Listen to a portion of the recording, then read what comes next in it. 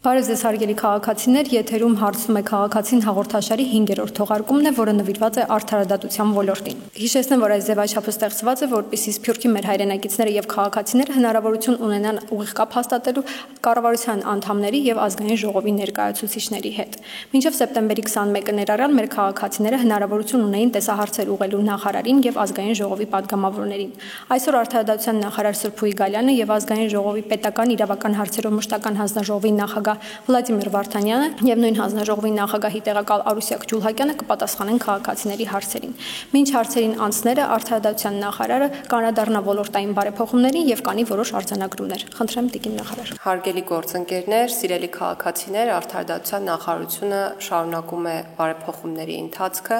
իրեն ենթակա մի շարք ոլորտներում, մասնավորապես դատաիրավական, մարդու իրավունքների պաշտպանության, պրոբացիայի եւ քրեակատարողական ոլորտներում, ինչպես նաեւ շարունակում ենք աշխատանքները նոր սահմանադրության տեքստի մշակման շուրջ։ Այս առումով պետք է նշեմ, որ ձեռնարկված եւ ձեռնարկվելիք քայլերը իհարկե բազմաթիվ են։ Դրանք միտված են նախ եւ առաջ ձեր իրավունքների մատչելի պաշտպանություն ապահովելուն, դատավարական գործընթացները օպտիմալացնելուն, դրանք առավել թափանցիկ, հետեւաբար նաեւ ավելի արդյունավետ դարձնելուն։ Այս առումով նախարարությունը մշակել է մի շարք նախագծեր, որոնց մի մասը արդեն քննարկվել է ազգային ժողովի մեր գործընկերների հետ, մյուս մասը առաջիկայում կքննարկվի եւ կներկայացվի հանրության դատին։ Շուտով մենք կունենանք այնպիսի նախագծեր, որոնք ունակ կլինեն ապահովելու ձեր իրավունքների առավել արագ եւ մատչելի իրացումը, մասնավորապես դատական համակարգում։ Նոր նախագծեր ենք մշակում, որոնք սահմանում են դատավարություններում քննության ժամկետ կոնկրետ, որը որ խախտելու պարագայում դատավորները արդյունքում կարող են ենթարկվել կարգապահական պատասխանատվության։ Մենք նաև զարկ ենք տվել վեճերի լուծման այլընտրանքային մեխանիզմների զարգացմանը։ Հայաստանում արդեն հաջողությամբ կարող եմ ասել գործում է հայաստանյան արբիտրաժային եւ հաշտարարության կենտրոնը, որն այս տարվա ընթացքում քննել է 200 արբիտրաժային վեճ եւ 50 հաշտարարության վերաբերյալ գործ։ Իհարկե այս թիվը հետզհետե միտում ունի աճելու։ Հաշտարարության հետ կապված պետք է նշեմ, որ այս ինստիտուտը մեր պետության համար նոր ինստիտուտ է եւ զարգացման ենթակա ուղղություններից մեկն է եւ հանդիսանում է կառավարության առաջնահերթություն այն առումով, որ սա ինստիտուտ է, որը նպաստելու է կրկին դատարանների ծանրաբեռնվածության թոթափմանը եւ այս առումով մենք ներմուծել ենք պարտադիր հաշտարարության մեխանիզմը, որը ենթադրում է ընտանեկան որոշ վեճերով գործերի քննություն հաշտարարի կողմից մինչև կողմից դատարան դիմելու իրավունքի ծագումը։ Այսինքն ընտանեկան որոշ գործերով, որոնք են օրինակ ամուսնալուծության դեպքերը, ալիմենտի բռնագանձման դեպքերը, երեխայի բնակության վայրի որոշման դեպքերը, համատեղ գույքը բաժանելու դեպքերը, կողմը պետք է դիմի նախ հաշտարարին եւ փորձի իր վեճը լուծել հաշտությամբ, նոր միայն չստացվելուց հետո դիմի դատարան եւ ուրախությամբ պետք է արձանագրեմ, որ յուրաքանչյուր 4-րդ դեպքում, այսինքն գործերի 25-ից 30% դեպքերում վեճը ավարտվել է հաշտությամբ եւ այս ռեֆորմով հույս ունենք դատարանների ծանրաբեռնվածությունը առաջիկայում նվազեցնել 2000-ից 3000 գործով։ Իհարկե քաղաքացիական դատարանի ծանրաբեռնվածության թոթափմանը միտված էր մեր այլ նախաձեռնություն եւս, որը հաջողությամբ իրականացվեց, խոսքը մինչև 2 միլիոն դրամ արժողությամբ դրամական պահանջների քննությունը նոտարներին պատվիրակելու մասին է եւ այս ռեֆորմով հնարավոր է դարձել քաղաքացիական դատարանի ծանրաբեռնվածությունը թոթափել 80%-ով։ Անդրադառնալով նախարարությանը ենթակա մյուս ոլորտներում կատարվող աշխատանքին, պետք է նշեմ, որ ահռելի աշխատանք է կատարվել քրեակատարողական եւ պրոբացիայի ոլորտում, մասնավորապես վերանորոգվել են մի շարք քրեակատարողական հիմնարկներում եղած սենյակներ, ինչպես նաեւ կարանտինային բաժիններն են վերանորոգվել, որոնք գտնվում էին անմխիթար վիճակում։ Մեծ առաջընթաց էր այն, որ կարելի ասել բոլոր հիմնարկներում մենք արդեն ունենք շուրջօրյա ջրամատակարարում։ Գրեթե բոլոր հիմնարկները հարմարեցված են հենաշարժողական խնդիրներ ունեցող անձանց համար եւ ասվածը վկայում է այն մասին, որ մեր գործներ շարունակաբար բարելավել անազատության մեջ գտնվող անձանց պահման պայմանները։ Ուշադրության է արժանի բժշկական պատշաճ սպասարկման ապահովման միտված ռեֆորմը, մասնավորապես տարիներ շարունակ քննարկված հարցը, որը վերաբերում էր դատապարտյալների հիվանդանոց քրեակատարողական հիմնարկը փակելուն, վերջի վերջո իր տրամաբանական հանգուցալուծումն է ստանում։ Արդեն իսկ առողջապահության նախարարության մեր գործընկերների հետ Արմավիր քրեակատարողական հիմնարկում մենք բացել ենք նոր ստացիոնար բաժանմունք, զինված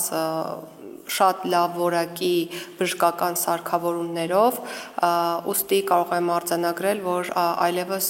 ունակ ենք իրապես պատշաճ բժշկական սպասարկման ապահովել անազատության մեջ գտնվող մեր քաղաքացիներին։ Պրոբացիայի ոլորտում եւս բարեփոխումներ առկա են, այդ ոլորտը բարեփոխումներից անմասն չի մնացել, մասնավորապես վարչական վերահսկողության գործիքի լիարժեք թվայնացման մասին է խոսքը եւ պրոբացիայի ծառայությունում պլանշետների տեղադրմամբ այլևս հնարավոր է լինելու այցելել մատնահետքը թողնելով պրոբացիայի ծառայությունում, այլևս հաշվառվել որպես ծառայություն այցելած շահառու։ Իհարկե բազմաթիվ են նաև վերասոցիալականացման ծրագրերը տարբեր ուղղություններով եւ մշակութային եւ կրթական, որոնք շարունակաբար իրականացնում ենք եւ պրոբացիայի շահառուների համար եւ քրեակատարողական հիմնարկներում գտնվող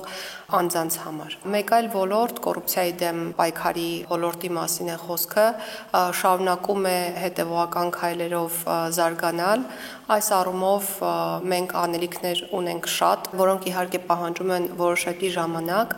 Ես բազմիցս իմ խոսքում նշել եմ, որ նախորդ տարիներին կոռուպցիայի դեմ պայքարող ինստիտուտները այլևս մեր պետությունում ստեղծված են միջազգային ստանդարտներին համապատասխան, ստեղծված են ապահովելու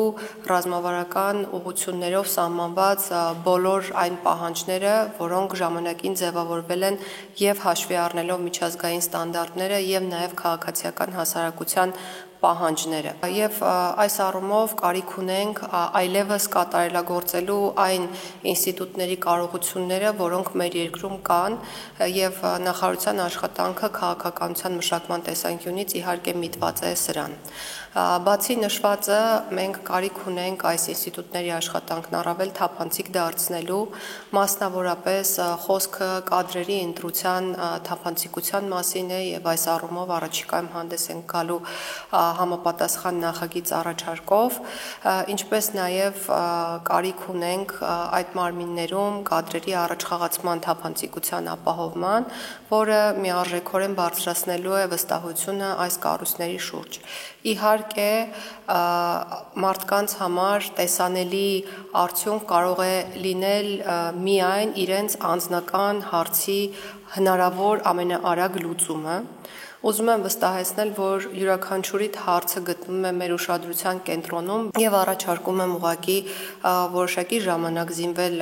համբերությամբ, որովհետեւ մեր ընտրած ճանապարհը իրավական բարեփոխումների ճանապարհն է, իսկ իրավական բարեփոխումները ունեն մի հատկանիշ, դրանք պահանջում են իրականացման համար ժամանակ եւ բավականին երկար ժամանակ, եւ եթե գնահատենք փոփոխությունները այս ժամանակի ընթացքում, դրանք իրապես տեսանելի են։ Այն բոլոր նախաձեռնությունները, որոնց մասին ես խոսեցի, իսկ մեծ մասի մասին չհասցրեցի խոսել պայմանավորված ժամանակի սղությամբ, կրկնում եմ, միտված են մեկ խնդրի լուծման՝ ունենալ առավել արդյունավետ համակարգեր, որոնք ունակ կլինեն ապահովելու ձեր իսկ իրավունքները։ Շնորհակալություն։ Շնորհակալություն, խնդրեմ առաջին հարցը։ Բարև ձեզ, Աննա Երեմյան, կարևորագույն կարծում եմ բոլորս մտահոգող հարցերից մեկը երբ է լինելու համաներում եւ ինչու է կայանում պայմանավորված այն հանգամանքը, որ 7 տարի շարունակ համաներում չի եղել։ Համաներման հետ կապված հարցին միանշանակ պատասխան տալ այոյի կամ ոչի տեսքով չեմ կարող, որովհետև դա գործընթաց է, որի սկիզբ առնելը պայմանավորված է կոնկրետ շրջանակների, մասնավորապես կառավարության որոշմամբ, Հետո իհարկե բոլորս գիտենք, որ համաներումը որպես օրենսդրական ակտ պետք է ընդունվի ազգային ժողովի կողմից։ Այս պահի դրությամբ կարող եմ ասել, որ նման քննարկում նախաձեռնությամբ հանդես գալու հետ կապված չենք ունեցել։ Ասվածը չի նշանակում սակայն, որ քրեակատորական հիմնարկների բեռնաթափման հետ կապված քննարկումներ չեն եղել են այն իմաստով, որ պետք է մարդկանց հնարավորություն տրվի առավել ճկուն տարբերակով տեղափոխվել անվտանգային ավելի մեղմ գոտիներ, ինչը եւ այսօր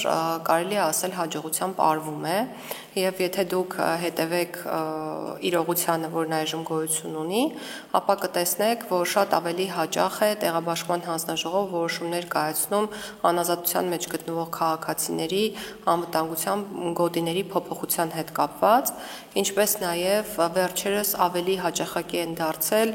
դատարանների կողմից որոշումները, որոնք վերաբերում են պատժից պայմանական վաղակետ ազատելուն։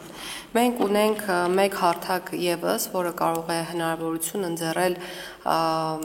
անձանց ազատվել պատժի հետագա կրումից կամ նվազեցնել պատժաչափը, դա ներման հարցերով գործող հանձնաժողովն է, որտեղ քննարկվում են դատապարտյալների ներման խնդրագրերը, սա ևս մեկ մեխանիզմ է, որը որոշ դեպքերում կարող է անձանց հնարավորություն տալ, կրկնում եմ, ավելի քիչ կրել դատարանի կողմից նշանակված պատիժը։ Համաներման հետ կապված, եթե հստակ եւ կարճ ձևակերպեմ պատասխանը, պետք է ասեմ հետեւյալը. ներկայում որևէ քննարկում համաներում ունենալու մասին չկա։ Ես եթե թույլ տաք ավելացնեմ, տեսեք, մեզ բարբերաբար դիմում են քաղաքացիները նույն հարցով, համաներում լինելու եւ երբ է լինելու եւ ինչ պայմաններով եւ այդ նույն հարցադրումը, որ բավականին երկար ժամանակ համաներում չի եղել, ես պետք է հստակեցնեմ, որպեսզի մեր քաղաքացիները եւս հստակ պատկերացում ունենան նրա մասին, թե ով է համաներման ինստիտուտի, ով է համաներման մեխանիզմի իրագործման սկզբնավորողը, ըստ Սահմանադրության այդ նախաձեռնությունը կարող է գա կառավարությունից։ Ազգային ժողովի կողմից ընդունված օրենքի միջոցով է իրականացվում համաներումը, բայց այդուհանդերձ դա կառավարության բացառիկ իրավասության ոլորտի մեջ մտնող հարց է, այսինքն կառավարությունը պետք է նախաձեռնի նման օրենսդրական ակտ, որը պետք է քվեարկվի եւ ընդունվի ազգային ժողովի կողմից։ Իհարկե, տրադիցիոն այնպես է ստացվել, որ համաներումները միշտ փոխկապակցված են լինում տվյալ երկրում որոշակի իրադարձության, տոնի կամ ինչ-որ ամյակի հետ, բայց որևիցե պարտավորություն որոշակի ժամանակահատված մեկ իրականացնել համաներում գոյություն չունի։ Անդրադառնում եմ այս հարցին, որպեսզի նաև կանխարգելեմ այն բոլոր հարցերը, որոնք գալիս է հանձնաժողով պարբերաբար եւ ինձ եւ Տիկին Ջուլիականին եւ հանձնաժողովի մյուս անդամներին, որովհետեւ չկա որևիցե պարբերականություն պարտադիր օրենքով սահմանված կամ որևիցե ըստ էության միջազգային պարտավորություն պարբերաբար իրականացնել համաներում։ Համաներումը պայմանավորվում է բացառապես երկրի քրեաիրավական քաղաքականության եւ քրեակատորական քաղաքականության իրականացման հետ եւ համաներումը ունի իհարկե այն ունի միանշանակ մարդասիրական կոմպոնենտ, բայց դրա հետ ունի նաև որոշակի առումով կրիմինոլոգիական ռիսկերը տարածելու վտանգ եւ նման որոշում կայացնելուց առաջ այդ բոլոր ռիսկերը պետք է հաշվի առնվեն, որովհետեւ գիտեք, մի կողմից մեր քաղաքացիները խոսում են պարբերաբար համաներման ինստիտուտի մասին, մյուս կողմից օրինակ պարբերաբար բողոքում են նաև երկրում կրիմինոլոգիական իրավիճակի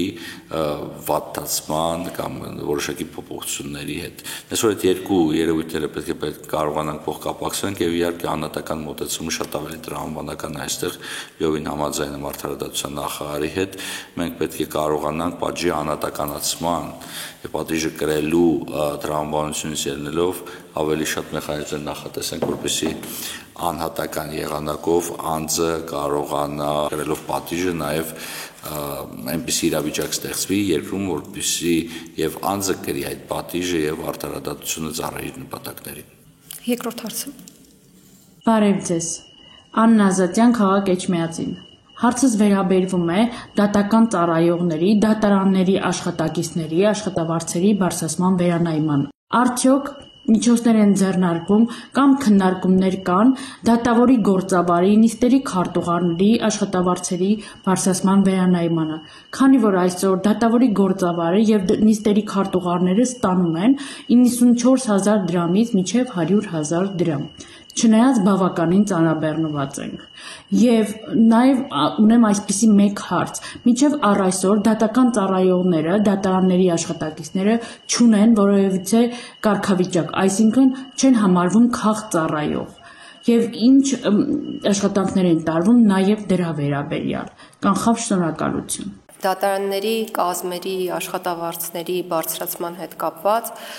քննարկումներ են եղել բարձրագույն դատական խորհրդի նախագահի հետ եւ ուզում եմ վստահեցնել, որ այդ քննարկումները կառավարության օրակարգ բերվել են հենց դատական իշխանության կողմից բարձրաձայնվելով որպես խնդիր։ Իհարկե համաձայն ենք, որ առաջիկայում վերանայման կարիք կա աշխատավարձային քաղաքականության այս ոլորտում, բայց պետք է այդ խնդիրը համադրենք մեր իրական հնարավորությունների հետ։ Այժմ կառավարության քննարկմանը պետք է ներկայացնենք այդ հնարավորությունների բավարարմանը միտված առաջարկ, որի շրջանակներում կարծում եմ նաև պետք է քննարկվի հենց այս հարցը, խոսքը դատարանների կազմերի աշխատավարձերի վերանայման մասին է։ Ինչ վերաբերում է մյուս հարցին կարգավիճակին դատական ծառայողների, ապա պետք է նշեմ, որ հանրային կառավարման ոլորտի բարեփոխումների նոր ռազմավարությունը կամ տեսլականը արդեն իսկ կարելի է ասել պատրաստ է եւ այդ գործընթացը առաջնորդում են մեր փոխվարչապետերը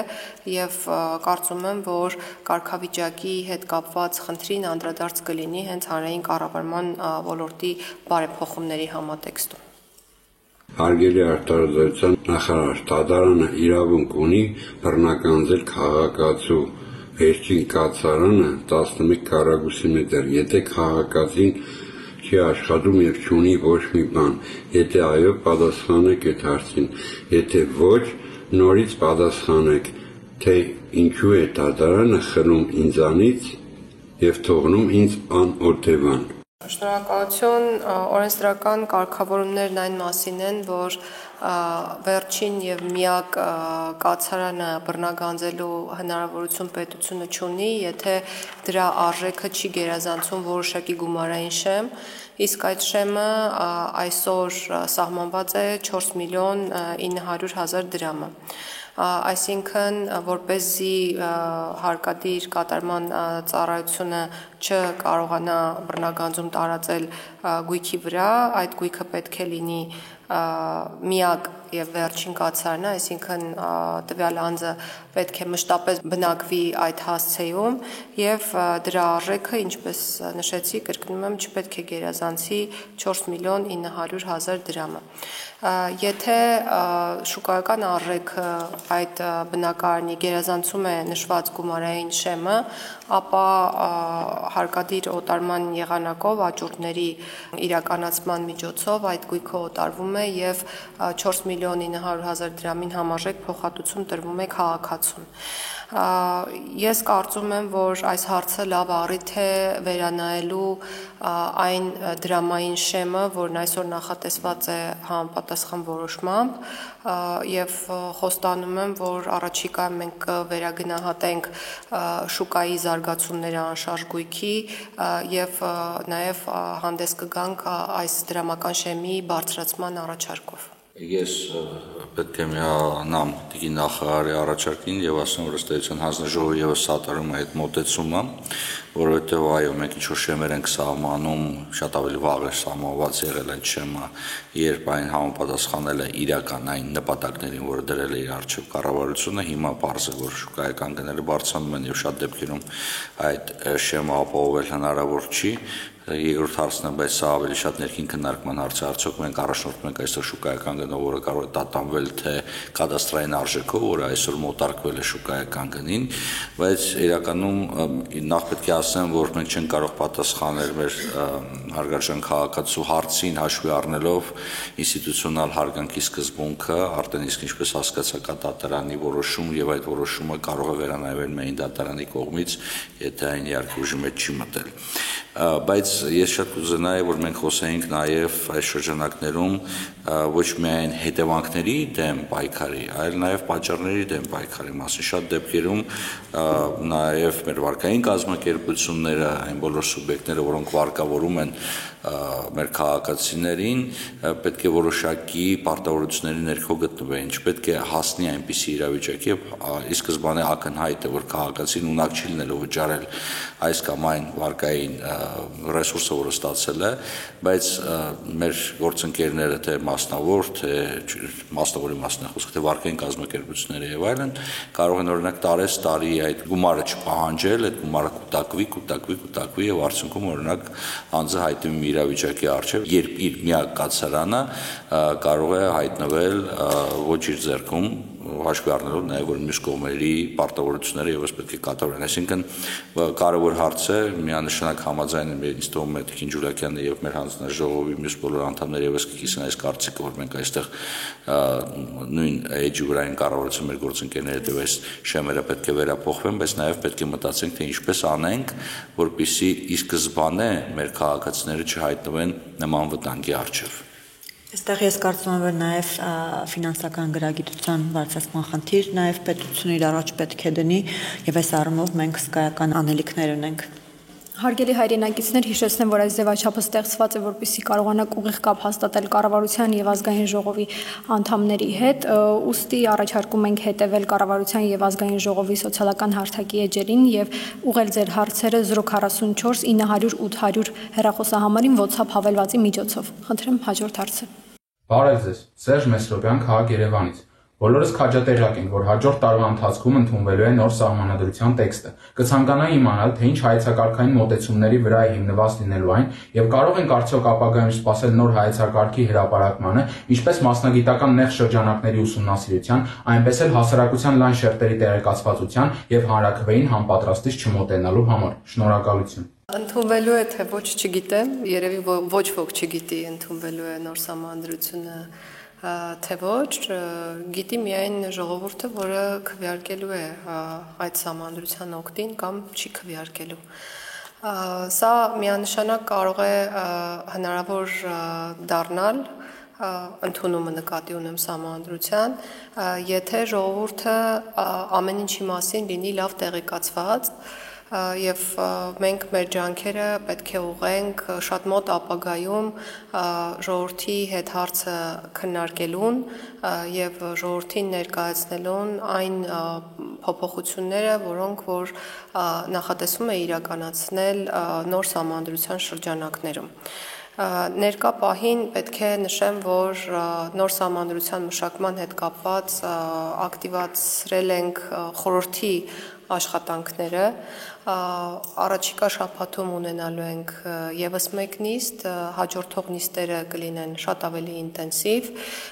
եւ երբ խորհուրդը կընդունի համապատասխան որոշումներ այս կամ այն դրույթը նախատեսելու վերաբերյալ սահմանադրության տեքստում,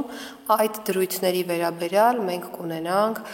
բազմաթիվ քննարկումներ քաղաքացիական հասարակության ներկայացուցիչների հետ։ Ներկա պահին տեքստուալ մեկնաբանություններ անել չեմ կարող, որովհետև դեռևս խորհրդի կողմից ընդունված, որոշարկված տեքստային լուծում առկա չէ, լիահույս եմ, որ առաջիկայում արդեն կլինի, բայց պետք է նշեմ, որ հայեցակարգային մոտեցումը նոր սահմանադրության հետ կապված հիմնված է հետևյալ գաղափարների վրա, ապակենտրոնացում եւ հավասարակշռում։ Այն բոլոր կարգավորումները, որոնք առաջարկելու ենք նախատեսել նոր սահմանադրության տեքստում, հիմնականում ծառայելու են իմ կողմից նշված այս երկու գաղափարներին։ Առաջիկա կատարվելիք աշխատանքների մասին իհարկե հանրությունը կտեղեկացվի, բազմիցս եւ ճեպազրույցների եւ հարցազրույցների ընթացքում նշել եմ, որ սա այնպիսի գործընթաց չէ, որ կարող է կատարվել կուլիսների ետևում եւ ժողովուրդը կարող է մասնակից չդարձվել, ճիշտ հակառակը, սա պետք է լինի ամենաներառական, ամենամասնակցային նախագիծը, որ պետք է ծանոթ լինի ժողովրդին, որպեսզի մենք վստահ լինենք, որ ժողովուրդը գիտի կամ կիմանա ապագայում, թե ինչի համար է գնալու քվեարկության։ Այս ամենը ասում եմ այն բանի հաշվառմամբ, որ սահմանադրությունը հանդիսանալու է յուրահատուկ պայմանագիր, որը կնքվելու է հենց ժողովրդի կողմից, ուստի այդ պայմանագրի բոլոր պայմանները պետք է հասկանալի լինեն եւ գիտակցվեն հենց ժողովրդի համար եւ ժողովրդի կողմից։ Ձեր թույլտվությամբ ես էլ անդրադառնամ կարևորագույն հարցի, որ մեր քաղաքացին բարձրացրել է, մենք չենք կարող հիմա ասել, թե ինչ հայեցակարգի հիման վրա է ընդունվելու նոր սահմանադրությունը, որովհետև դա սահմանադրական խորհրդի որոշելիք հարցն է, բայց առնվազն պետք է արձանագրենք, որ այդ հայեցակարգը լինելու է ժողովրդավարական ինքնիշխան, անկախ իրավական եւ սոցիալական պետության նոր սահմանադրության հայեցակարգ։ Լիովին համաձայն եմ տիկին նախարարի հետ, սահմանադրությունը ոչ միայն բարձրագույն իրավաբանական ուժով ոչտված նորմատիվ իրավական ակտ է, այն նախ եւ առաջ պայմանագիր է քաղաքացու եւ պետության միջև։ Այն կարգավորում է քաղաքացի, պետություն եւ հասարակություն փոխհարաբերությունները։ Եվ շատ կարեւոր է, որ մենք այստեղ հայեցակարգը մշակելիս ունենանք ոչ թե թղթի վրա տեքստուալ գրած սահմանադրություն, որը բացարձակապես որևէ աղերս չունի այն իրականության հետ, որը մենք ապրում ենք, այլ ունենանք իրական սահմանադրության կոնցեպտի համապատասխան, որը կարտացոլի այն իրական վիճակը, որը առկա է մեր հասարակությունում, այն բոլոր պահանջները, այն բոլոր ակնկալիքները, որոնք ունեն մեր քաղաքացիները մեր պետությունից։ Շատ կարևոր է իհարկե անդրադառնալ նաև ոչ միայն սահմանադրության բովանդակությանը, կամ կառավարման ձևին, կամ այն ինստիտուտներին, որոնք մենք նախատեսում ենք ունենալ նոր սահմանադրության տեքստում, միանշանակ պետք է հիմք ընդունենք այն, որ այն հավասարակշռված պետք է լինի, որպեսզի իշխանության բոլոր թևերը կարողանան լիիրավ եղանակով իրականացնել իրենց գործառույթները եւ դրա արդյունքում քաղաքացին, հասարակությունը եւ պետությունը միայն շահած դուրս գա, բայց նաեւ չափազանց կարեւոր է այն, թե ինչպես է ընդհանում այդ սահմանադրության հանրային քննարկումների, այն ընդունելու հանրաքվեի կազմակերպման եւ իրականացման ամբողջ գործընթացը, որովհետեւ մենք պետք է շատ անկեղծ լինենք, մեր քաղաքացիներից շատերը ունեն կասկածներ, չփարատված կասկածներ, առայն թե ինչպես է ընդունվել այս կամ այն սահմանադրության փոփոխության տեքստը։ Եվ քաղաքացու վստահությունը առայն, որ հենց ինքն է քվեարկել այդ սահմանադրական մոդելը օգտին, կարտացոլի այն, որ մենք ունենանք ոչ միայն թղթի վրա գրած սահմանադրություն, փաստաթուղթ, որը կանվանենք սահմանադրություն, այլ կունենանք իրական սահմանադրություն, որը իրապես ընդունվել է քաղաքացիների կողմից եւ իրապես արտացոլում է այն բոլոր փոփոխությունները, այն բոլոր զարգացումները, որոնք տեղի ունեցել հասարակությունում 1995 թվականից այսքան։ Ես նույնպես եթե չեք մի փոքր հավելում անեմ իմ գործընկերների խոսքին, Սահմանադրության ընդունումը կամ սահմանադրության փոփոխությունը եղել է հեղափոխության ժամանակ մեր քաղաքական ուժի կողմից ստանձնած հիմնական հանձնառություններից մեկը եւ դրա պատճառներից մեկն էլ հենց եղել է այն, որ սահմանադրությունը, գործող սահմանադրությունը, դրանում կատարված փոփոխությունները, գիտեք, որ 95 թվականին ընդունվելուց հետո երկու անգամ էլ փոփոխություններ են կատարվել, այդ փոփոխությունները եւ ժողովրդի միջեւ օրգանական կապը պարզապես բացակայում է եւ մենք նաեւ լեգիտիմության խնդիր ունենք։ Եվ այս խնդիրները լուծելու նպատակով է եղել նաեւ մեր հանձնառությունը սահմանադրական նոր փոփոխությունների, նոր սահմանության ընդունման եւ այս ճանապարհով է, որ մենք գնում ենք։ Եվ բնական է, որ ժամանակին ժողովրդի եւ սահմանության միջեւ եղած այդ անդունդը վերացնելու համար նախաձեռնված այս գործընթացը չի կարող կրկին ժողովրդին թողնել այսպես այդ գործընթացից դուրս։ Եվ բնական է, որ ունենալով նախագիծը արդեն հանրային քննարկումներ պետք է սկսվեն, խորհրդային քննարկումներ։ Այս առումով անչափ կարևոր եմ համարում նշել, որ Սահմանադրական բարեփոխումների խորհրդում լուրջ ներկայացվածություն ունի նաև քաղաքասարակություն եւ քաղաքասարակության ներկայացուցիչները բավականին ակտիվ մասնակցություն են ունենում մեր բոլոր քննարկումներին, բայց բնականաբար այո դա էլ բավարար չէ եւ արդեն մենք տեքստը ունենալուց հետո նաև կսկսենք մեր հանրության հետ խորհրդային քննարկումները, որ արդեն հանրակրվեի գնալիս մեր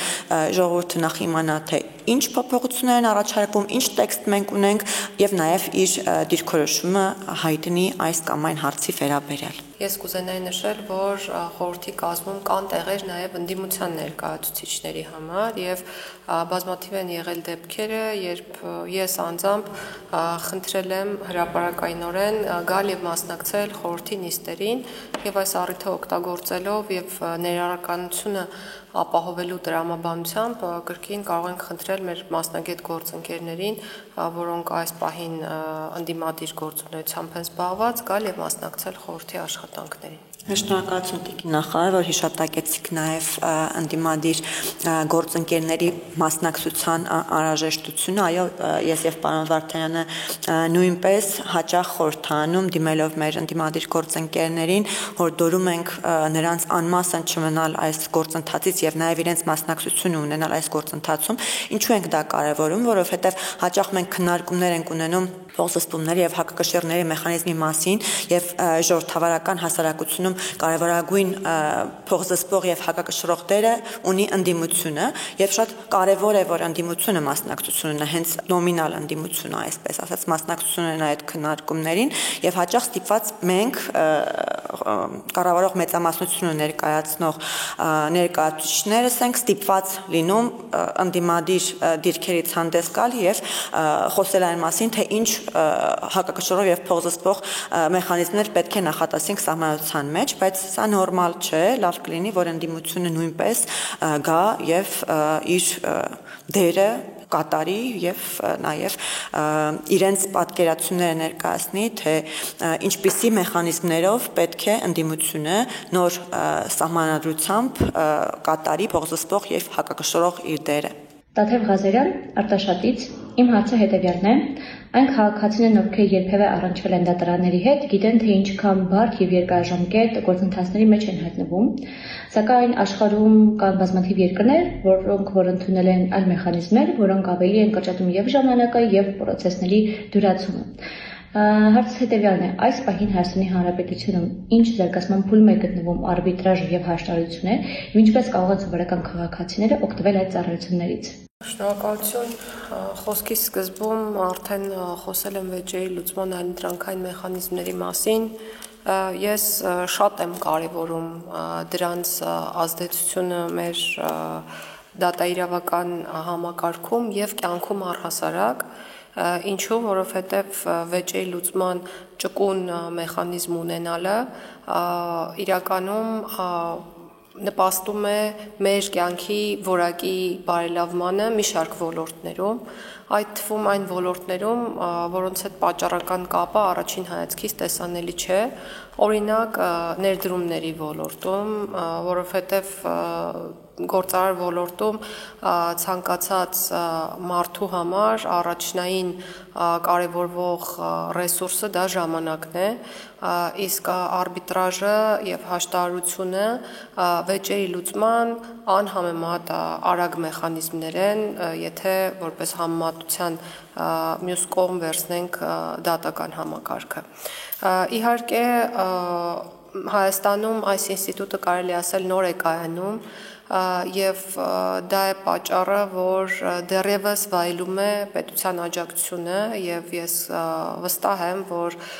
շարունակաբար դեռևս պետությունը ֆինանսապես օժանդակելու է արբիտրաժային եւ հաշտարության հայաստանյան կենտրոնին, որպեսզի վերջինս կարողանա կայանալ։ Վերջերս Հայաստանում անցկացվեց արբիտրաժային շաբաթ, որին մասնակցեցին արտասահմանից հրավիրված 30 եւ ավելի երկրներից հրավիրված ոլորտի մասնագետներ եւ տեղի ունեցավ փորձի փոխանակում, ինչը շատ կարեւոր է ոլորտի զարգացման համար։ Իսկ հարցին, թե ինչ է տալիս մեզ արբիտրաժը եւ հաշտարարությունը եւ կամ վեճերի լուծման այլ դրանքային ցանկացած մեխանիզմ, պետք է ասեմ հետեւյալը. տալիս է մեզ հնարավորություն խնայել մեր ռեսուրսը, որը կարող է դրսևորվել եւ ժամանակի տեսքով, եւ ջանքի տեսքով, եւ ֆինանսական միջոցների տեսքով։ Այսինքն արբիտրաժը կամ հաշտարարությունը հնարավորություն է տալիս խնայել մեր ժամանակը, մեր նյարդերը, մեր ֆինանսական միջոցները,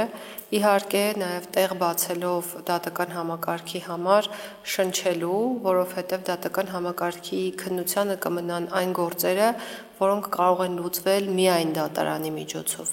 Իսկ այն դեպքերը, որոնք կարող են լուծում ստանալ վեճերի այլ դրանքային մեխանիզմներով, կարծում եմ, որ ցանկալի կլինի ապագայում լուծում ստանան հենց այդ համակարգերի միջոցով եւ ժողովրդի համար կարեւորը այն է, որ այդ լուծումները լինեն պրոֆեսիոնալ եւ արդարացի եւ մեր ջանքերը պետք է ուղղված լինեն այդպիսի հաշտարարներ ունենալուն եւ այդպիսի արբիտրներ ունենալուն, ինչի կապակցությամբ մենք աշխատանքներ տանում ենք։ Մեր հաշտարարների համայնքը այս պահին 120-ից ավել է եւ նրանք վերապատրաստվել են նաեւ միջազգային գործընկերների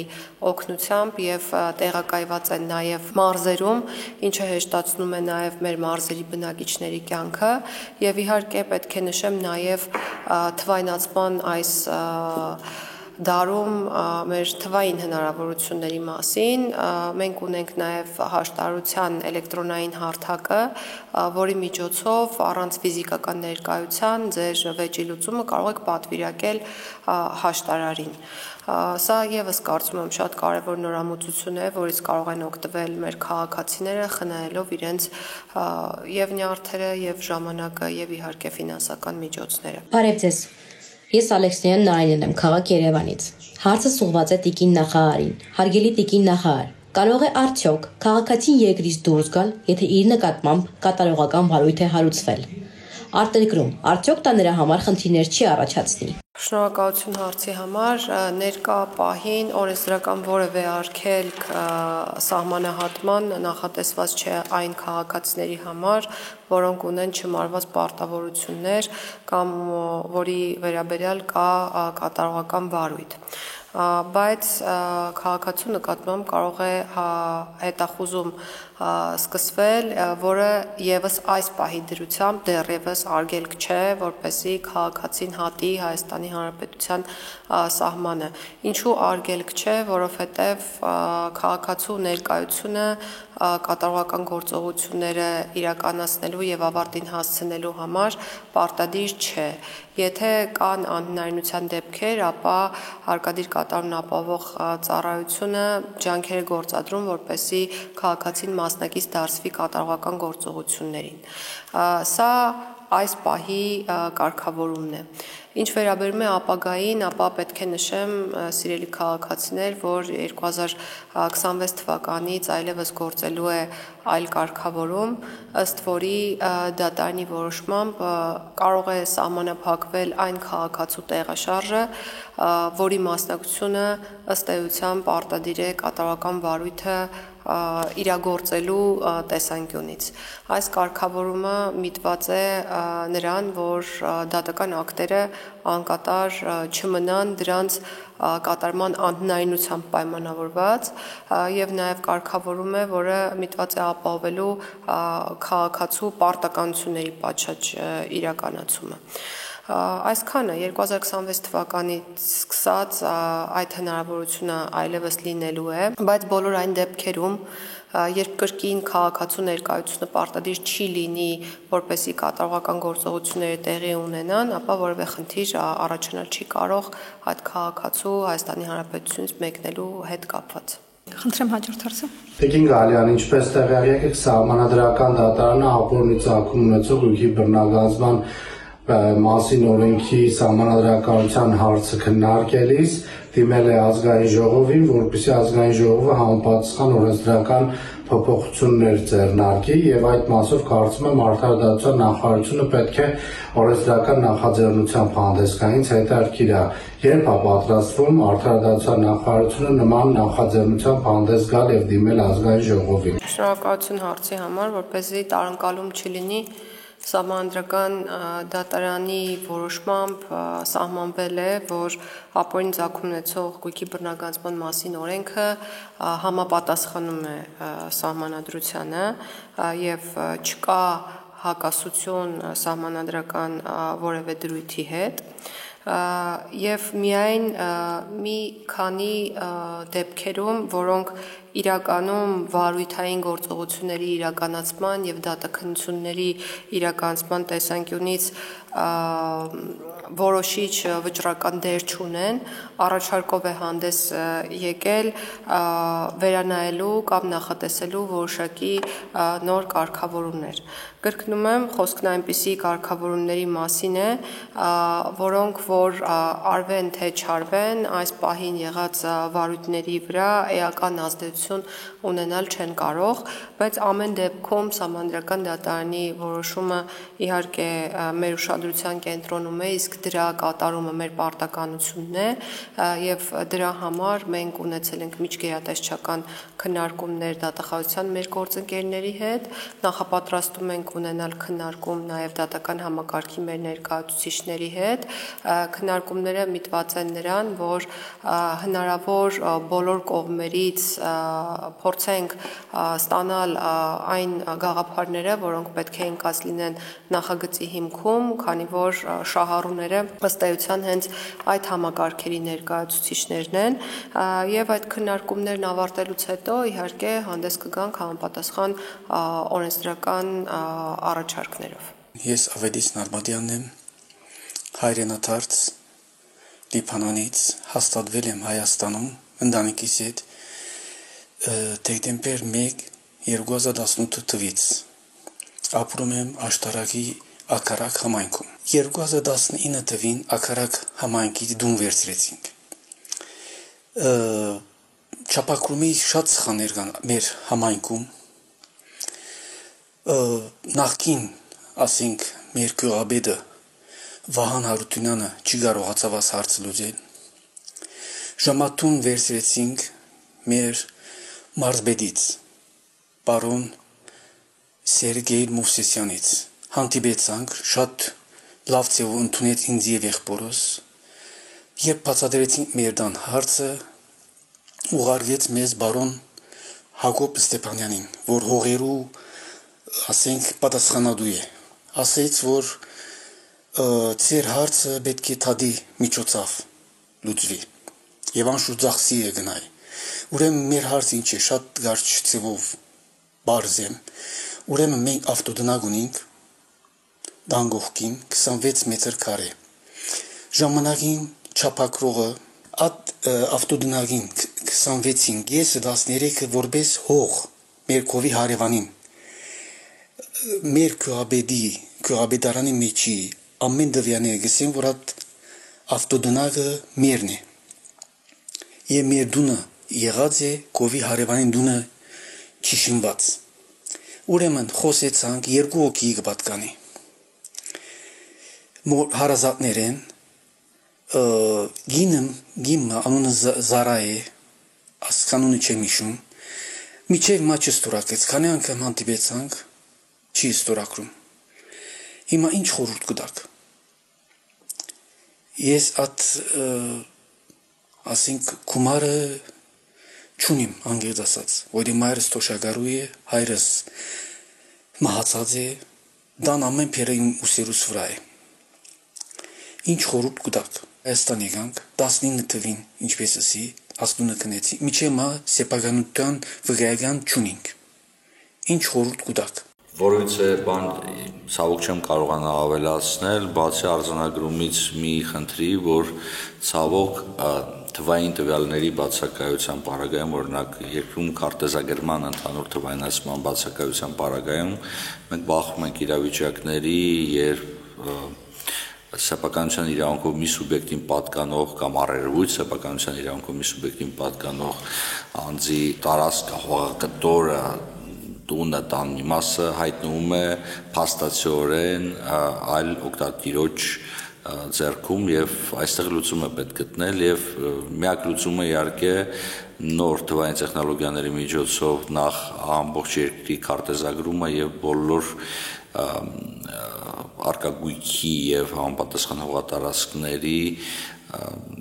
նոր թվային տեխնոլոգիաների միջոցով թվային տիրույթում ամրագրումը, որը թույլ չի տա հետագայում նման խնդիրներին բախվել։ Ցավոք դեռ նման խնդիրներ կա եւ դա այն դասական վեճերից է, որը իմ կարծիքով մեր հայրենակցի հարցը կարող էր տրվել եւ 18 եւ 17-րդ դարերում եւ մեր թվարկությունից առաջ, որովհետեւ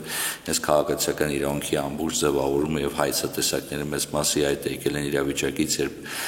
քաղաքացիների միջև առկա է վեճ կապված հողակտորների օգտագործման հետ։ Իհարկե մեխանիզմների կատարելագործման կարիք ունենք, բայց եթե շատ անկեղծ լինեմ, նախ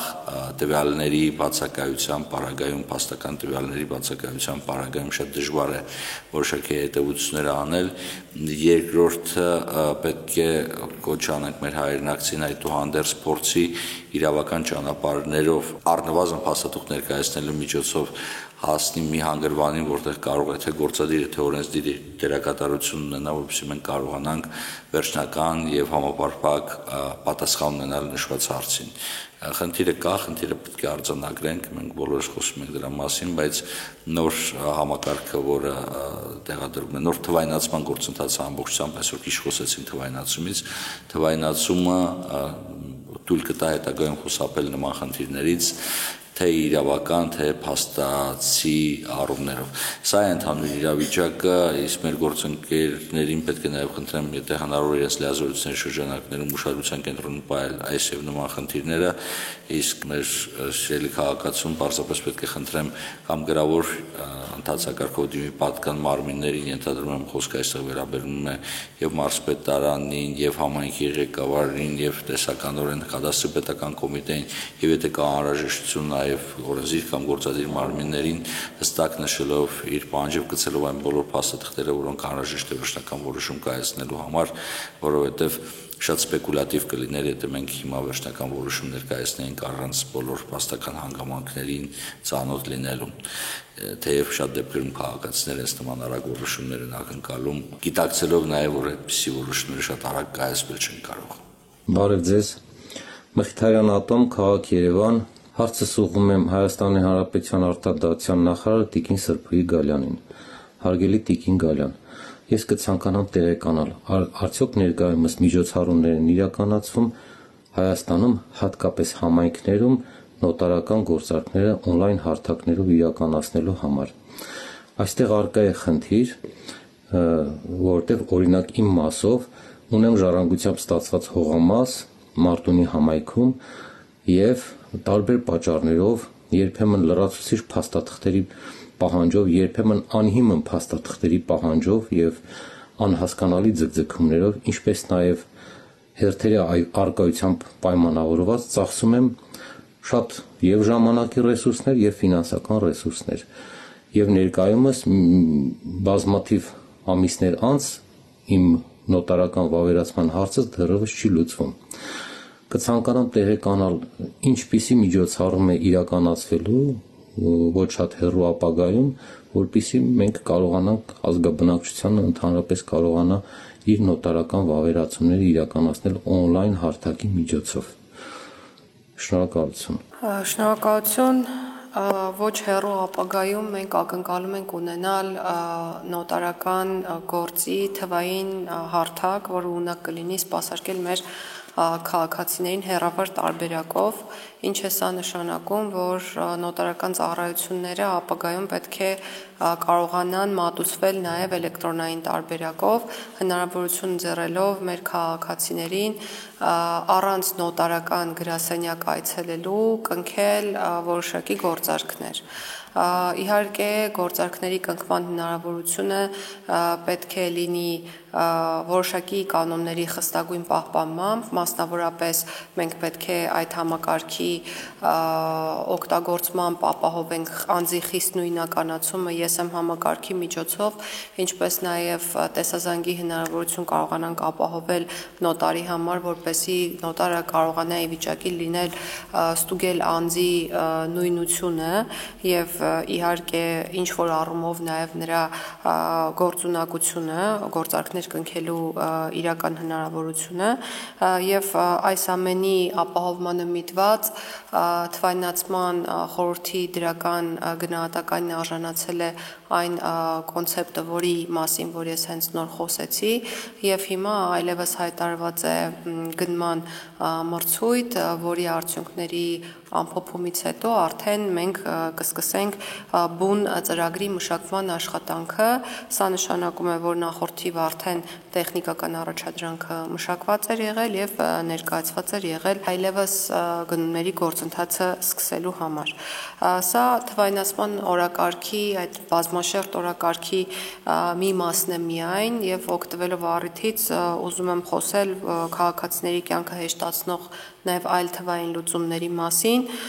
մասնավորապես իրավաբանական անձանց գրացման պետական ռեգիստրի թվային հարթակը նոյեմբեր ամսից կարելի ասել ամբողջությամբ գործարկվելու է եւ քաղաքացիները հնարավորություն են ունենալու on-line գրանցել ցանկացած իրավաբանական անձ, որը ենթակա է գրանցման պետական ռեգիստրում, իհարկե իրական շահառուներին վերաբերյալ տվյալները նորովի կներկայացվեն նոր թվային հարթակում եւ հաջորդ լուծումը, որի շուրջ մենք այժմ աշխատանքներ ենք իրականացնում, վերաբերում է քաղաքացիական կացության ակտերի գրանցման գործառույթին, նախ հանդես ենք եկել քաղաքացիների կողմից իրենց պատկանող անձնական տվյալները թվայնացնելու առաջարկով, այսօր քաղաքացիները կարող են հենց իրենք on-line կարգով հայտ լրացնել, խնդրելով պատկան մարմնին թվայնացնել իրենց վերաբերող այս կամ այն փաստաթուղթը եւ կարիք չունենալ այցելել համապատասխան պետական մարմին եւ դիմում լրացնել ձեռքով ստանալու համար պահանջվող փաստաթուղթը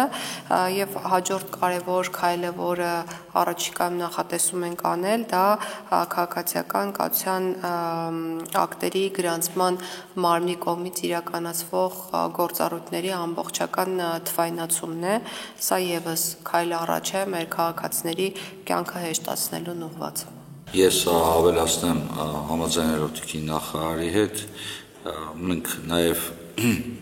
կառավարության կողմից նախատեսվող բարեփոխումների շրջանակներում նախատեսում են նաև համարագրել անձի կողմից պետական մարմիններին կյանքում մեկ անգամ նույն տվյալը ներկայացնելու հնարավորություն, այսինքն եթե պետական մարմին անձը ներկայացել է ինչ որ տվյալ, անձնական տվյալ, այլևս քաղաքացուց այդ տվյալը որևիցե պետական մարմին չպետք է ուզի այդ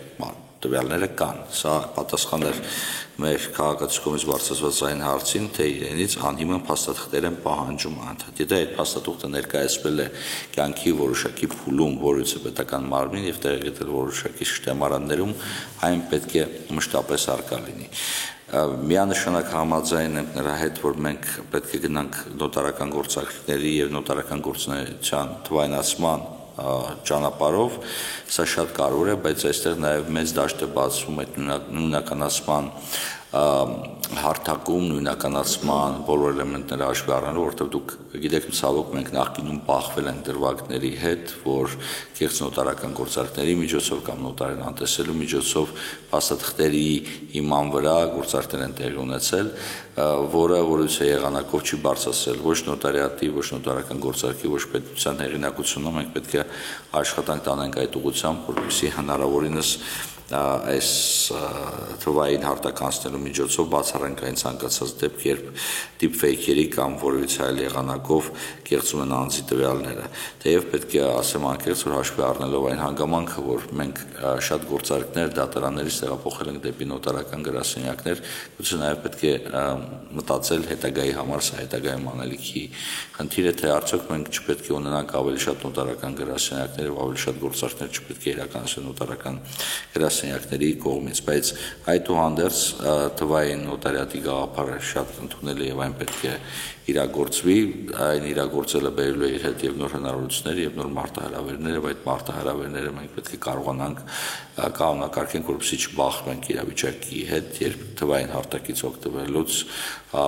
մեծ թվով չարաշահումներ տեղի կունենան։ Հարգելի հայրենակիցներ, հիշեցնեմ, որ այս ձևաչափը ստեղծված է, որպեսզի կարողանաք ուղիղ կապ հաստատել կառավարության անդամների եւ ազգային ժողովի падգամավորների հետ, ուստի եթե ունեք հարցեր, հետևեք ազգային ժողովի եւ կառավարության սոցիալական հարթակներին եւ ուղեք ձեր հարցերը WhatsApp հավելվածի միջոցով 044 900 800 հեռախոսահամարի միջոցով։ Խնդրեմ հաջորդ հարցը։ Ես Վլադիմիր Մնացականյանն եմ։ Ես 90 տարեկան եմ։ 76 տարի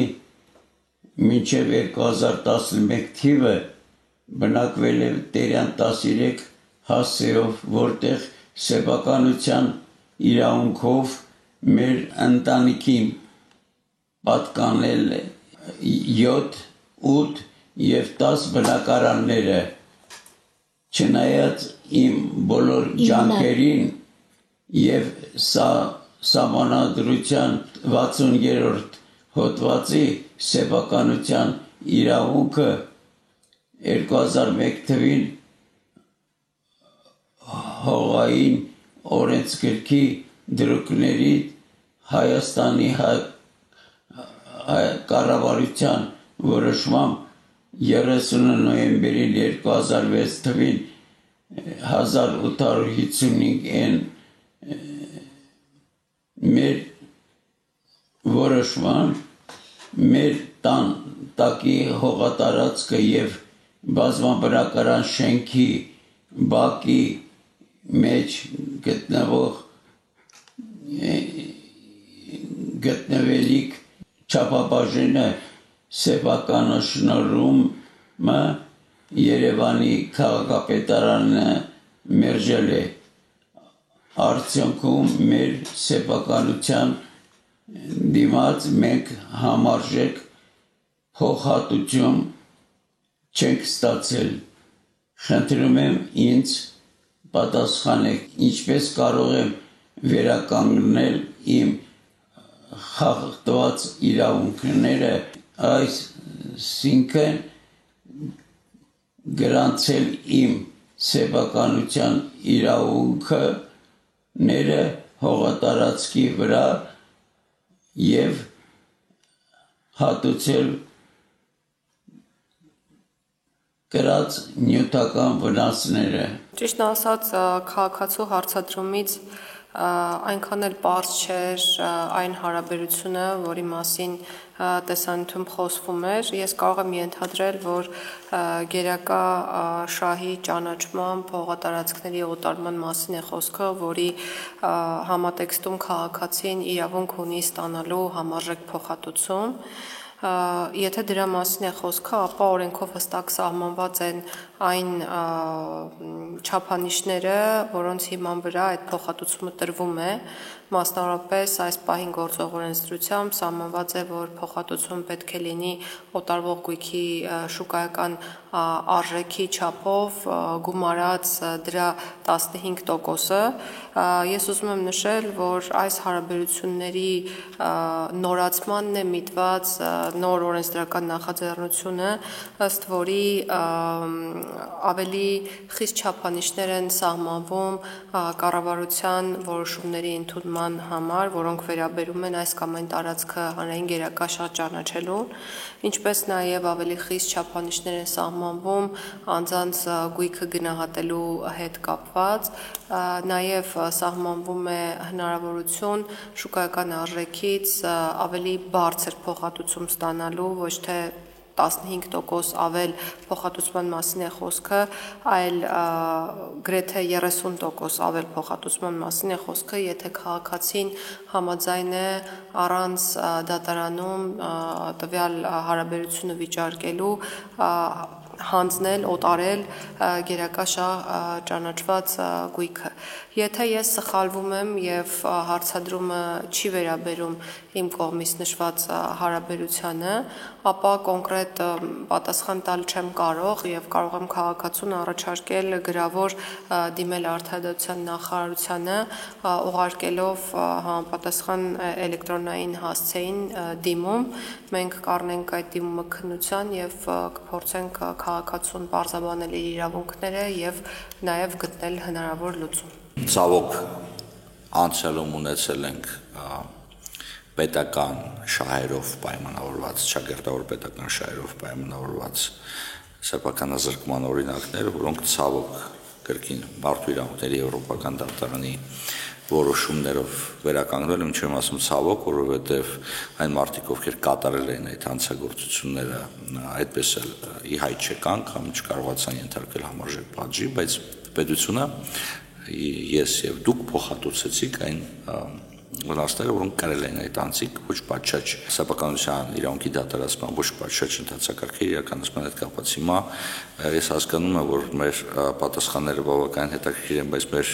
հայրենակցին որևիցե բան չասեցին, դրա համար ես միանում եմ տիկին նախարարի խնդրանքին, դուք կարող եք իրավական հարցերի մշտական հանձնաժողովի եւս դիմել, մենք փորձենք նաեւ վերահասցրել ձեր դիմումային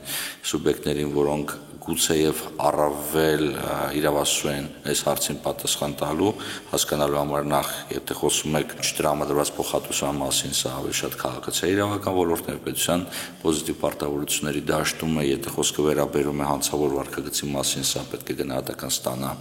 դատախազության եւ քննչական մարմինների կողմից, այնպես որ ձեր կողմից ներկայացված տեղեկատվությունը այնքան էլ ամբողջական չէ, որպեսզի մենք կարողանանք վերջնական որոշում կայացնենք կամ վերջնական գնահատական տանք, բայց եթե դուք հնարավորություն ունենաք այդ փաստերը ներկայացնեք ազգային ժողովին կամ կառավարությանը, մենք փորձենք հետագա ընթացքի միջոցով ապահովել ձեր կողմից բարձրացած հարցերի պատասխանները։ Իսկ ընդհանուր առմամբ պետք է արձանագրենք, որ սեփականության իրավունքը այն կարևոր իրավունքներից մեկն է, որը ըստ էության քաղաքացուն դարձնում է քաղաքացի եւ սեփականության իրավունքի պաշտպանությունը Հայաստան պետք է գտնվի այն նույն մակարդակում, ինչ որ գտնում է եվրոպական ցանկացած ժողովրդավարական պետությունում։ Շնորհակալություն, հաջորդ հարցը։ Բարև ձեզ, հարգելի տիկին նախարար, խնդիրը բարդ եւ խառն է, բայց կփորձեմ հակիրճ ներկայացնեմ։ 2011 թվականին ընտանեկան անախորժությունների պատճառով մեզ պատկանող 40 տարվա տունը նախկին ամուսնուս եւ կադաստրի միջոցով կեղծ հասցեներով, ոչ իրավաչափ գրառումներով իմ սկեսուրի անվան վաճառվել է կադաստրի աներորդուն։ Կեղծ գործողությունների մասնակից են կադաստրը, նոտարը, քաղաքապետի անձնագրային բաժնի պաշտոնյաները։ Այդ օրվանից վարչական դատարաններում փորձում ենք վերականգնել իմ եւ իմ երեխաների խախտված իրավունքները, սակայն մինչեւ օրս դատական նիստերը ձգձգվում են իրար հակասող որոշումների պատճառով։ Վճռաբեկ եւ վերաքննիչ վարչական դատարաններում մի քանի անգամ բողոքս բավարարվել է եւ ուղարկել նոր քննության, սակայն ստորադաս դատարանները մեր Պետրոսյան, Դանիել Դանիելյանի հակասական որոշումներ են կատարել։ Ներկայումս ունենք վերաքննիչ վարչական բողոք, արդեն 7 ամիս է նորություն չունենք։ 2 օր առաջ հեռախոսազանգով իմացանք, որ նիստը նշանակվել է եկող տարվա մայիսին։ Անբարեխիղճ տան գնորդի հայցով կասեցվել էր մեր տան վտարումը, մինչդեռ 2022 թվականին Մեղրի ոստիկանությունը անտեսելով օրինական ուժի մեջ մտած որոշումը մեզ որակելով որպես ներխուժող խայտարակ ձևով վտարել է մեր տանից, որտեղ արդեն 3 տարի է գտնում է մեր գույքը, որից նորություն չունենք։ Ստորադաս դատարանը մի քանի անգամ մերժել է հայցի ապահովման միջնորդությունը։ Ներկայումս ընտանիքով ես երկրորդ կարգի անաշխատունակ հաշմանդամ եմ, անչափահաս թորնիկս, 2 աղջիկներս գտնվում ենք անօթևան վիճակում։ Իմ հարցը հետևյալն է, հարգելի նախարար. ինչպես կարող է արդարադատության նախարարությունը ապահովել, որ նման գործերը տարիներով չձգձգվեն եւ դատական ակտերը լինեն իրական արդարության արտահայտություն, այլ ոչ թե կեղծիքներով լղոզված միմյանց հակասող որոշումների շարք։ Ուստի խնդրում եմ ձեզ, ձեր միջամտությունը դատարանների գործերի անհարկի ձգձգումները հակասական եւ կողմնակալ որոշումների բացառելու, մեր իրավունքները պաշտպանելու, անօթևան մնալու իրավիճակը շտկելու, արդար եւ արագացված քննություն երաշխավորելու նպատակով ձեռնարկել անհապաղ միջոցառումներ, քայլեր։ Շնորհակալ եմ, հարգանքով Լաուրա Պողոսյան, Մեղրի գործարանային 12։ Սիրելի քաղաքացիներ, այնպես է ստացվել, որ այն նախարարության անվանումը, որը այս պահին ես եմ ղեկավարում, Երբեմն տարընկալումների ալիք է բարձրացնում հանրության շրջանակներում այն առումով, որ մարդիկ պատկերացնում են, որ արդարադատության նախարարությունը կարող է միջամտել արդարադատության իրականացմանը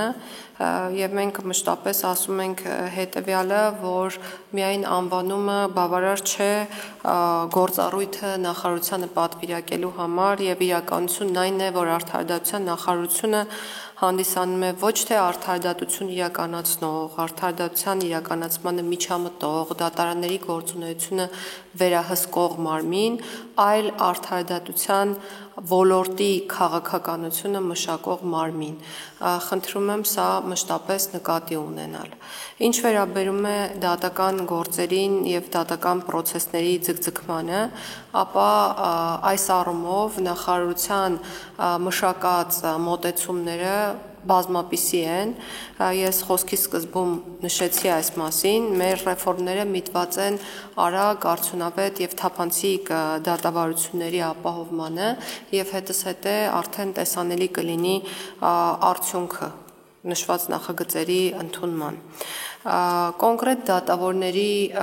հետ կապված, եթե հարցը բարձրացվում է, ես կարող եմ քաղաքացուն ուղղորդել հետևյալ ճանապարհով։ Եթե դուք դատավորի վարքագծում տեսնում եք վարքագծի խախտում, կամ եթե կարծում եք կամ վստահ եք, որ դատավորը թույլ է տվել դատավարական կամ նյութական իրավունքի այնպիսի կոպիտ խախտում, որը խաթարում է իր գործունեության բովանդակությունը կամ արդարադատության էությունը, ապա կարող եք դիմում ներկայացնել արդարադատության նախարարություն, որպեսզի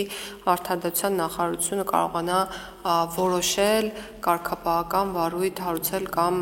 չհարուցելու հետ կապված հարցը քննարկելու համատեքստում։ Եթե ձեր բառամթերքում կան այնպիսի արտահայտություններ, որոնք վերաբերում են կեղծիքին, փաստաթուղթ կեղծելուն եւ դա արտացոլում է իրականությունը, ապա ես ձեզ կհորդորեմ, որպեսզի ներկայացնեք հանցագործության մասին հաղորդում, որովհետեւ մեր երկրում փաստաթուղթ կեղծելը, կեղծ փաստաթուղթ օգտագործելը քրեորեն հետապնդելի արարքներ են։ Ինչ վերաբերում է կոնկրետ հարցին, թե կոնկրետ գործով որքան կտևի դատաքննությունը, ես ասել չեմ կարող եւ դա լավ է, որ ես ասել չեմ կարող, որովհետեւ ես չեմ կարող յուրաքանչյուր կոնկրետ գործով նմանաբովանդակ հարցին պատասխանել, որովհետև այդ հարցի պատասխանն իմանալը կնշանակի ակտիվ ներգրավվածություն դատավարական process-ներին, ինչը անթույլատրելի է։ Ես կարող եմ ասել, որ ժամանակի ընթացքում բոլոր գործերի քննության տևողությունը մեր երկրում էապես կկրճատվի։ Կա մի արտահայտություն,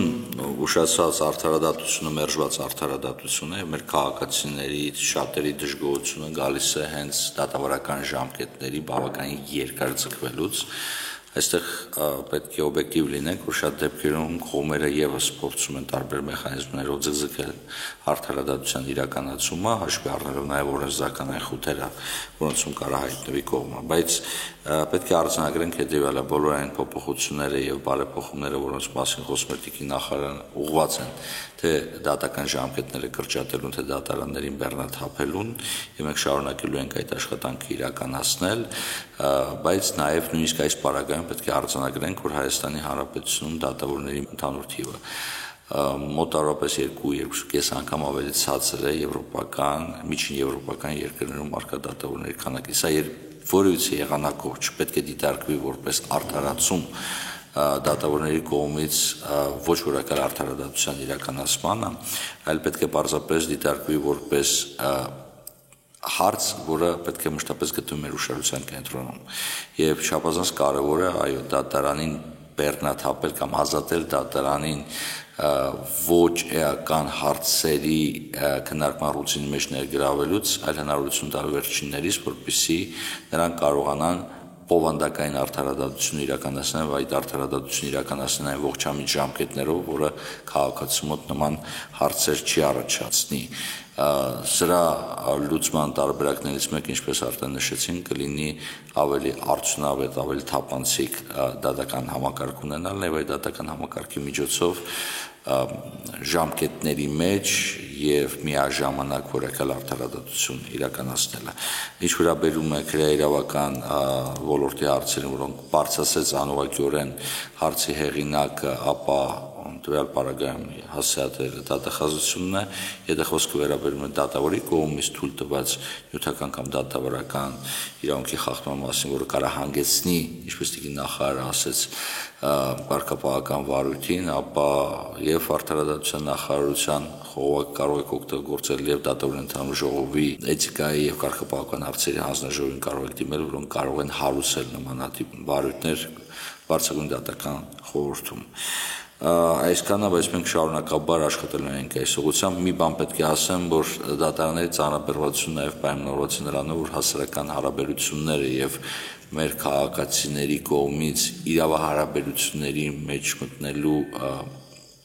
շրջանակն է ընդլայնվել, եւ այդ շրջանակը նաեւ հանգեցնում է նրան, որ դատարաններում համեմատած օրինակ 90-ական թվականների 2000-ականների սկզբի հետ դատարան ներկայացված տարատեսակ հայցերի եւ հայցապահանջների թիվը էապես աճել է։ Սա էլ պետք է հաշվի առնենք հետագայի համար։ Ես Միլենա Կարյանն եմ, քաղաք Երևանից։ Տիկին նախարար, ըստ ձեզ դուրս կգա վիզաների ռեժիմը Եվրոպական միության երկրներից։ Արդյոք ինչ-որ քայլեր ձեռնարկվում են այդ ուղղությամբ եւ իրատեսական է, որ մեկ օր մենք առանց վիզայի կմեկնենք Եվրոպա։ Վիզաների ազատականացումը կառավարության առաջնահերթ օրակարգն է եւ այս առումով քայլերը իհարկե ձեռնարկվել են եւ շարունակում են ձեռնարկվել։ Եվրոպական միության մեր գործընկերների հետ կարելի է ասել մշակել եւ վերջնականացրել ենք գործողությունների ծրագիրը, խոսքային գործողությունների մասին է, որ Հայաստանի Հանրապետությունը պետք է իրականացնի, որպեսզի հավակնի առանց վիզայի Եվրոպա մուտք ունենալու իրավունք ունենալ եւ բացի սա պետք է նշեմ, որ Եվրոպայի հետ մեր հարաբերությունները վերջին շրջանում բավականին լավ ալիքի վրա են այն առումով, որ իրականացվող ծրագրերը բազմաթիվ, բազմավոլորտ, բազմաշերտ ու բազմապիսի են։ Մենք ունենք գործող ընդլայնված եւ համապարփակ գործընկերության մասին համաձայնագիրը, որի ճանապարհային քարտեզը ներկայում թարմացվում է հենց արդարադատության նախարարության առաջնորդությամբ։ Այդ ճանապարհային քարտեզը միջոցառումների յուրահատուկ ծրագիր է, որի կատարման պարտականություն ունի ամբողջ կառավարությունը եւ նախարարությունները ամեն մեկը իր ոլորտում ստանձնել է պարտականություն իրականացնել այս համաձայնագրով ստանձնած պարտավորությունները։ Իհարկե այս աշխատանքի պատշաճ կատարումը եւս մեծ դեր ու նշանակություն է ունենալու վիզաների ազատականացման հարցում։ Եվրոպական միության մեր գործընկերների հետ մենք ունենք նաեւ երկխոսությունները արդարադատության եւ մարդու իրավունքների ոլորտներում, որոնք տարեկան տեղի են ունենում եւ իհարկե գրանցվում է Հայաստանի Հանրապետության հաջողությունը, մասնավորապես այդ գնահատականի շրջանակներում է այդ գրանցումը տեղի ունենում։ Ինչ վերաբերում է բուն վիզաների ազատականացման գործընթացին, ապա կրկին նշեմ, որ այն գործողությունների ծրագիրը, որ պետք է իրականացվի, մոտ ապագայում կարծում եմ, որ կվերջնականացվի եւ արդեն պարզ կլինի, թե ինչ է ակնկալվում Հայաստանի Հանրապետությունից, որպեսզի վերջինս անի այս խնդրի վերջնական լուծման համատեքստում։ Եթե դեմ չեք ավելացնեմ, կարևորագույն հարց է բարձրացնում քաղաքացին եւ նա եզակի չէ այս առումով։ Մեզ նաեւ որպես խորհրդարանականներ հաճախ են դիմում տարբեր քաղաքացիներ բողոքելով այն մասին, որ Եվրամիության երկրների կամ Շենգեն գոտու երկրների կողմից վիզաների տրամադրման գործընթացը բավականին բարդացել է վերջին շրջանում եւ դա իրականում պայմանավորված է նաեւ նրա հետ, որ Հայաստանից շատ էժան ուղղություններ են բացվել եւ հնարավորություններ դեպի Եվրամիության տարբեր երկրներ մեկնելու համար։ Դրանով պայմանավորված քաղաքացիները ավելի շատ են սկսել դիմել տարբեր դեսպանատներ եւ նաև այդ ծանրաբեռնվածությամբ պայմանավորված վիզաների տրամադրման գործընթացը թե ձգձգվում է, թե նաև որոշակի բարդություններ են առաջացել։ Այս առումով պետք է ասեմ, որ թե ես, թե գործընկերներս, այդ թվում եւ պարոն Վարդանյանը, ղեկավարելով տարբեր բարեկամական խմբեր Եվրամիության տարբեր երկրների հետ, նաև մեր գործընկերների արժեվ բարձրաձայնում ենք այս խնդիրը եւ նաև խնդրում ենք հնարավորինս մեր քաղաքացիների համար վիզաների տրամադրման գործընթացը ավելի պարզ եւ դյուրին դարձնել, ինչևէ բնականաբար նաև ինչպես տիկին նախարարը նշեց, բավականին արդյունավետ աշխատանք է իրականացվում առանց վիզայի ռեժիմի անցման ուղղությամբ։ Պետք է նշեմ, որ ամիսներ առաջ արդեն մեկնարկել է երկխոսությունը Եվրամիության հետ, որի նպատակը հենց առանց վիզայի ռեժիմի անցումն է, բայց նաև պետք է ասեմ, որ այս առումով Հայաստանի Հանրապետությունը տնային աշխատանք ունի անելու, որի մի մասի նաև խոսեց տիկին նախարարը։ Մենք պետք է անցում կատարենք ամբողջությամբ բիոմետրիկ անձնագրերի, որովհետև եթե մենք ակնկալում ենք, որ մի երկիր մեզ թույլ տա առանց վիզայի մուտք գործել իր մոտ, բնականաբար մենք պետք է կարողանանք ապահովել մեր քաղաքացիներին բիոմետրիկ անձնագրերով, որը հնարավորություն կտա տարբեր Եվրամիության երկրների սահմանապահ ուժերին միանգամից իրենց համակարգչում այդ անձնագիրը անցկացնելով, տեսնելով է այս քաղաքացին, ինչ հետագիծ ունի, այսպես ասած եւ այլն, եւ թույլ չտալ ներս գործել, եթե ինչ-որ կասկածելի բաներ հայտնաբերվեն։ Այս առումով բնականաբար բիոմետրիկ անձնագրեր ունենալը շատ կարեւոր է եւ այս ուղղությամբ մենք արդեն իսկ աշխատում ենք մյուս տնային աշխատանք, որ մենք պետք է կատարենք, առողջապահության պարտադիր ապահովագրությունը եւ այս առումով նույնպես գիտեք, որ առողջապահության նախարարությունը, ամբողջ կառավարությունը բավականին ինտենսիվ կերպով աշխատում է, ազգային ժողովում պարբերաբար քննարկումներ են տեղի ունենում այս առնչությամբ եւ նաեւ ինչպես տիկին նախարարը նշեց, մարդու իրավունքների եւ արդարադատության ոլորտում իրականացվող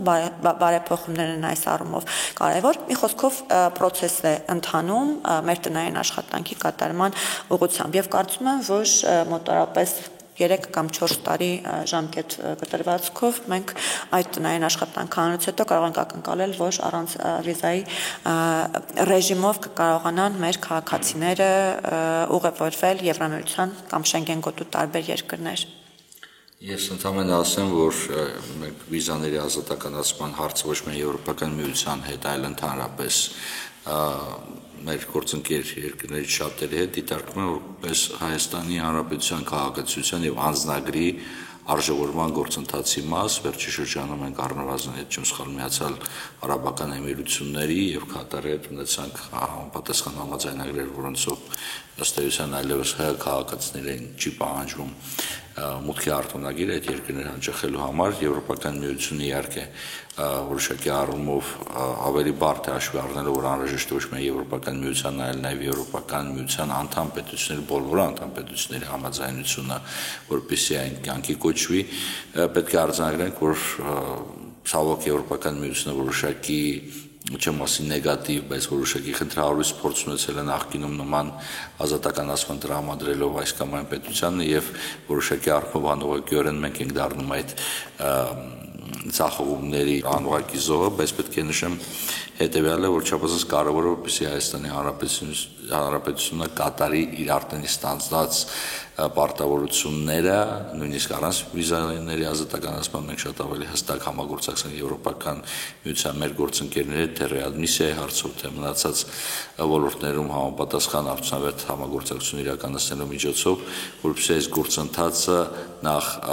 վիզաների տրամադրման արագացման գործընթացը, որը կարծես թե որոշակի առումով տեղից շարժվել է, որտեղ տարբեր դեսպանություններ բացել են արդեն վիզա կենտրոններ, որոնք հնարավորություն կտան շատ ավելի արագ մշակել դիմումի արտոնագրեր եւ գնալ առաջ, եւ արդյունքում մենք ունենանք վիզաների ազատականացման մեխանիզմներ Եվրոպական միության հետ համաձայնեցված, որը նաեւ փոխադարձ ձեռնտու կլինի եւ Հայաստանի Հանրապետության քաղաքացիների եւ ԵՄ մեր քաղաքացիների համար, որովհետեւ դա ավելի ակտիվ կդարձնի թե զբոսաշրջության, թե բիզնես շրջանակների փոխադարձ հետաքրքրվածությունը համապատասխանաբար Հայաստանով եւ Եվրոպական միությունով։ Այսքանը մենք պետք է արձանագրենք, որ չի անցնում որևիցե մի հանդիպում Եվրոպական միության մեր գործընկերների հետ, որին մենք թե ես, թե Տիկին Ջուլակյան, թե մեր այլ գործընկերներ, որոնք ներգրաված են բարեկամական խմբերի կամ խորհրդարանական հարթակների հետ, միջխորհրդարանական հարթակների հետ համագործակցության մեջ, եւ մենք չբարձրացնենք այս հարցը մշտապես կարմիր թելով հասնում է մեր գործունեության ընթացքում, իսկ արդյունքներով հետաքրքրված ենք բոլորս եւ մենք պետք է կատարենք մեր տնային աշխատանքը, ինչքան շուտ մեր տնային աշխատանքը կատարենք, այդքան ավելի շատ կարողանանք պահանջենք մեր գործընկերներից, որտեղ տնային աշխատանքը կատարած լինելու պարագայում կարծես թե մեր առջև դրված որևիցե լրացուցիչ պարտավորություն չի մնա։ Հուսանք, որ այդ գործընթացը շատ երկար չի տևի, բայց նաև պետք է ակնկալել, որ վիզաների ազատականացումը կսկսվի վաղ։ Շնորհակալություն հարգելի գործընկերներ, հիշեցնեմ, որ եթերում հարցնում է քաղաքացին հաղորդաշարի 5-րդ թողարկումն էր եւ այն նվիրված էր արդարադատության ոլորտին։